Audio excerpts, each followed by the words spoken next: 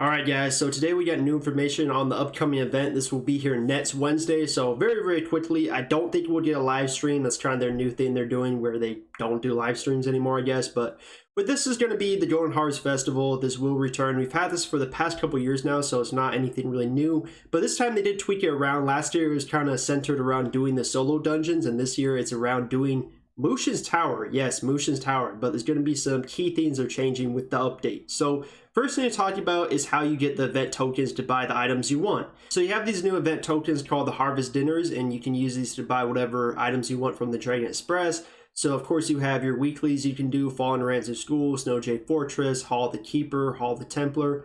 All these give the event tokens, so these would be really easy to do really on any character, so that's cool. The other one they have is the Harvest Dinners that you can get from the Festive Feast Bag, and this will be available from defeating Mushin's Darkness, which is the quest for floor 8 of Mushin's Tower.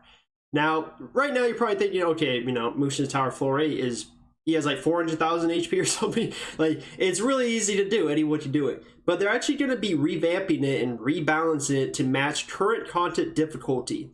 Now, the problem with this is I don't know what type of difficulty they're basing this on. Are they going to make Mushin like as strong as Cathedral Cliff's boss, like over 100 million HP? Or are they going to balance it around like, I don't know, Hollow's Heart? Like what type of balancing are they putting it with? When they say current content difficulty, that's making me thinking they're going to do maybe the newest dungeon, base it off that. That's why I said Cathedral Cliffs. But again, we don't really know right now. All we know is they're going to be making it more challenging. So maybe they're going to make the mechanics harder. I'm personally thinking they're just going to make him have way more HP.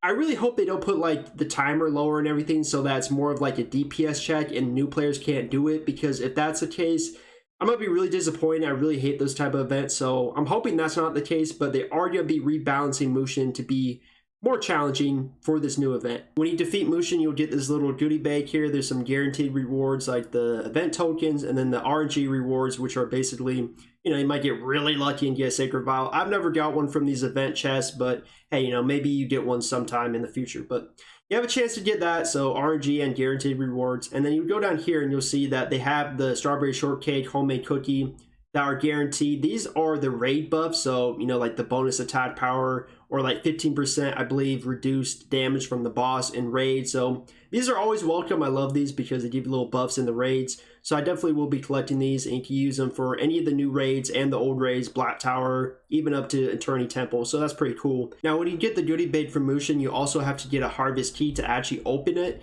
So how you get the key is from doing the different daily dungeons on the correct day. So if it's Monday, you do Starstone Mines daily quest and you get 2 harvest key. Or if it's freaking Saturday, you gotta do Drowning Deeps and you get the key. So really basic, really easy to do, but just make sure you get those keys stacked up. Otherwise the bags are kind of useless. So make sure you do that. And then down here you have the Dragon Express, which is all the items you can buy with the Harvest Dinners. And you have here different costumes. I wish they would show pictures, but for some reason they don't. I believe this one is something we've had in the past, so I remember this name, but I don't really know what this one looks like yet. Of course, the Sacred Vials, Pet Pats. Sacred Vials, they are limited. Again, this is something they're just going to keep doing, so can't really talk about that much. But 34 Harvest Dinner, which is not too bad. And then you scroll down here, you'll see the Golden Nebula Stone. So they actually do explain this, so this is cool. So if you go down here, you're like, what's the Golden Nebula Stone? Well, we always know Nebula Stones are cost reductions. This is going to be used for the talisman, so you can go up to True Thunder using the Golden Nebula Stone. Now, I always like when they add Nebula Stones because it reduces the cost of your equipment item, makes it cheaper for everyone. That's a cool thing to add to an event.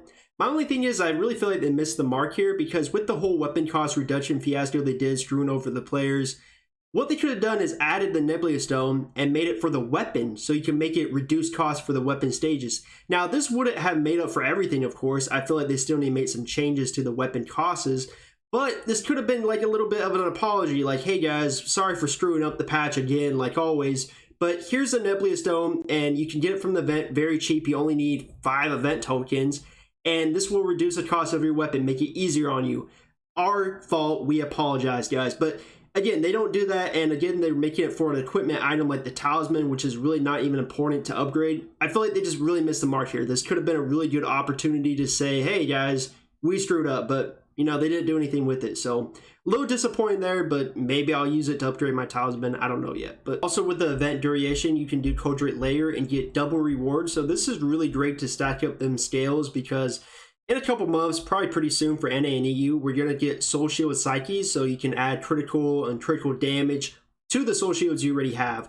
Honestly, I'm not really a big fan of the whole Psyche system. I think it's just really boring and kind of useless stats, but they keep adding it to all the equipment item. I mean, we've had it for the heart, the soul, kind of like everything now. So we're going to be getting on the Soul Shields very, very soon. And what do you need to buy these Psyches? Well, you actually have to have the Culturate Layer Scales. So doing this during the event is really important so you can stack them up and be able to buy them if you care about the whole end game equipment. So make sure you do that, run it a bunch of times. I probably will myself. Save up them scales for those Soul Shield Psyches in the future. Now, the last thing to talk about is something that I really didn't want to see this added to NA and EU, but it looks like we're getting it. It's the treasure draw, and I'm going to show a clip so you can see what it looks like.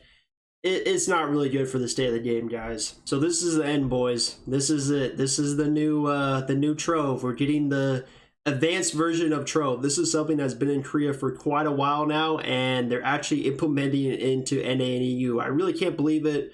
Basically, you can see in the video, you buy these keys from, of course, the cash shop, the Hanmoon store, and you can roll on this whole puzzle box thing, and then you get rewards from doing it.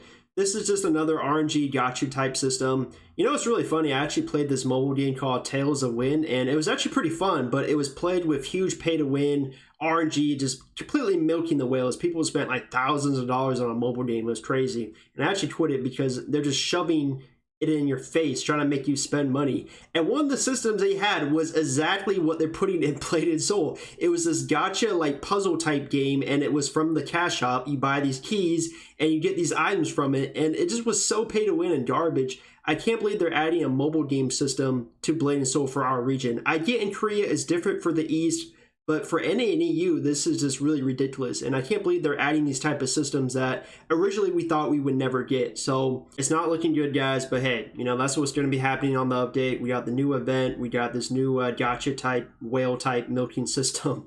Let me know how you feel about this in the comments below. Definitely leave that comment. Like the video if you enjoyed it. Subscribe to the channel if you haven't yet. Be out with some new videos very soon. Appreciate you guys a lot. And I'm out.